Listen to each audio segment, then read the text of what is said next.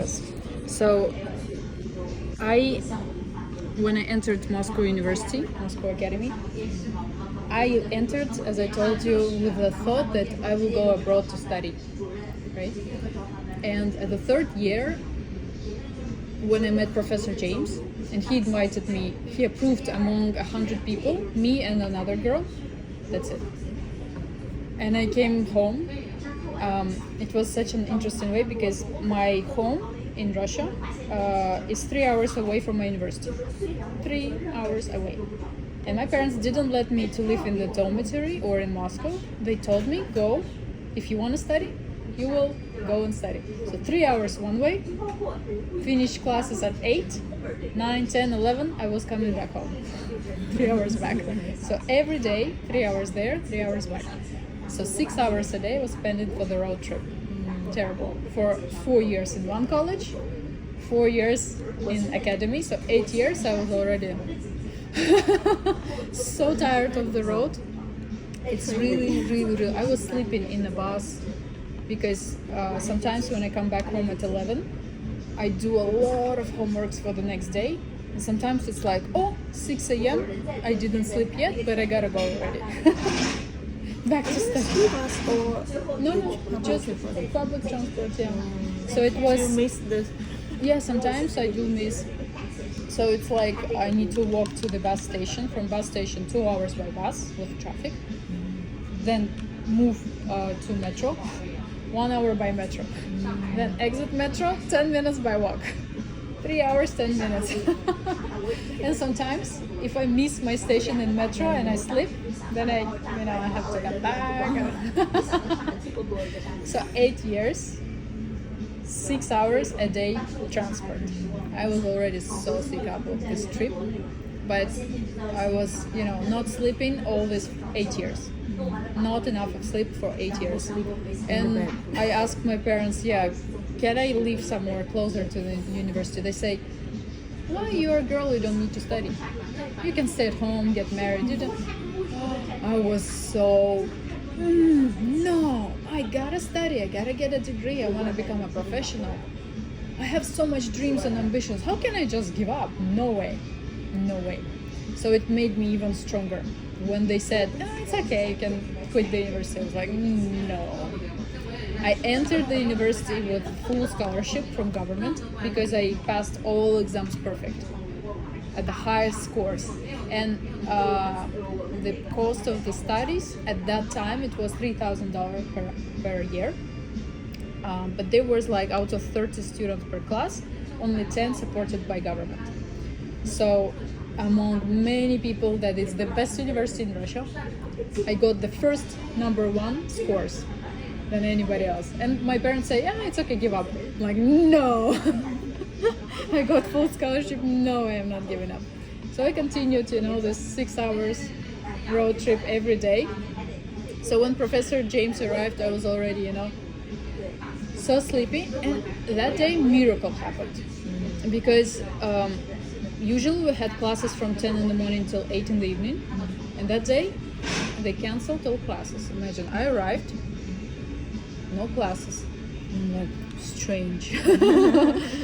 And usually I had the feeling just to go back home and sleep if something like that happened.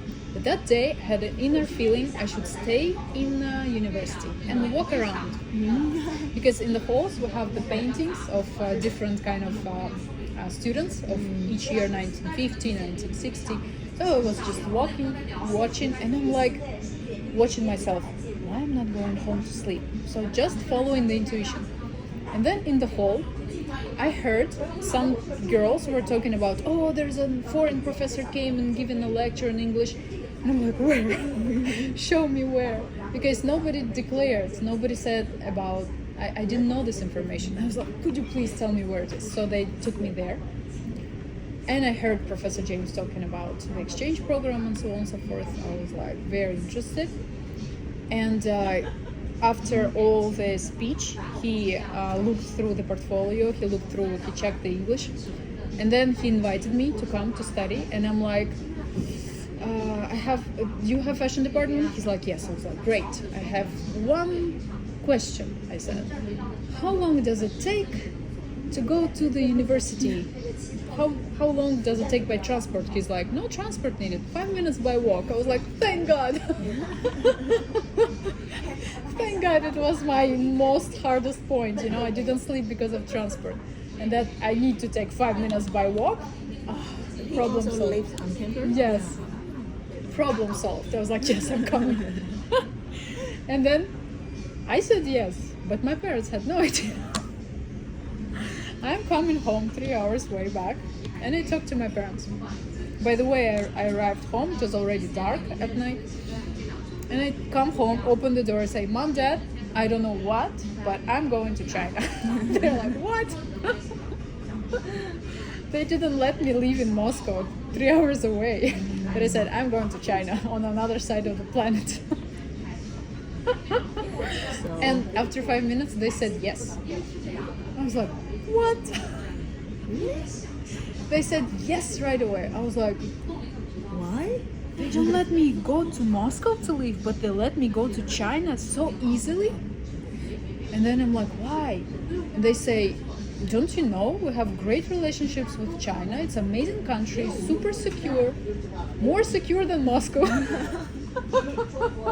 In Moscow we are afraid if you stay there. In China we are not afraid. I was like, really? They're like, yes. People are kind, everywhere police, everywhere cameras. It's secure. You can even walk at night in the middle of nobody will touch you. So absolutely yes. 5 minutes, I didn't even have to push them. They said yes right away. Good, amazing. And then we live in a 2 stories house. So my room is upstairs. I go upstairs and I'm under impression. From one side, I really want to go to China. From the other side, I see the person for the first time. How can I trust, right? And I'm like, maybe it will be dangerous. But I don't know what will meet me on another side of the planet. I don't know the language, right? So from one side, I really want to go. From another side, I'm scared. I'm 20 years old. I never traveled anywhere alone without parents. And I go to my room, and it was already dark. And in my room, I have 3 windows. And I come to one window, and I look up at the starry night. And I'm like hesitating, and I'm like, God, please send me the sign if I should go to China. If it's secure for me, if it's all good for me, please give me a sign. And I stay like this 5 minutes. Nothing happens. Nothing happens. And I'm like, starting laughing at myself, like, you're expecting a sign. Like, innocent girl. And then I'm like, look down like this, and in front of my nose, there on the window, I have a souvenir glass cube given to me by I don't remember who, but that souvenir stays there for like 10 years. I pick up the souvenir, and it's a glass cube, Liu Jiazui, Shanghai, China. Oriental Pearl Tower. Not Beijing, Shanghai, China. And I'm like, whoa. I asked first, I didn't come to another window or into this window. Exactly to that window where the souvenir was in front of my nose. And I'm like, it's written here, Shanghai, China. And I'm like, thank you, God, for the sign. So I asked a question, I was responded. And I was like, yes, I gotta go. So I traveled to China and never since regret that. What was your first impression when you arrived here? Like a future. So modern, everything. So well organized, so clean. I'm like, wow. Amazing. I'm just impressed. Each time I come, like I remember how it was. Each time I come, new building, higher. Wow. Yeah, especially when you actually live in Lingang. Mm-hmm. Yeah, it's just growing every day, like mushrooms. Yeah, it's a new developing area in Shanghai. You can witness the fast development of the city. Yeah, turn around, another building, you turn around. Yes, so that's cool. Actually, you want have to come to Shanghai from time to time to Yeah. teach. Yeah. So, Twice a year. Why do you decide to teach in the university here? Because I love it. I really love it. I really like to see how students grow. That they come with like white page, no knowledge, and then after nothing, no knowledge, they start growing like this. And also, it's amazing when you teach. It's amazing to see how you understand the subject deeper. Because when you just know it, but if I studied 11 years, what I started in the beginning, now I don't remember because 11 years have passed. If you don't use the knowledge, it disappears.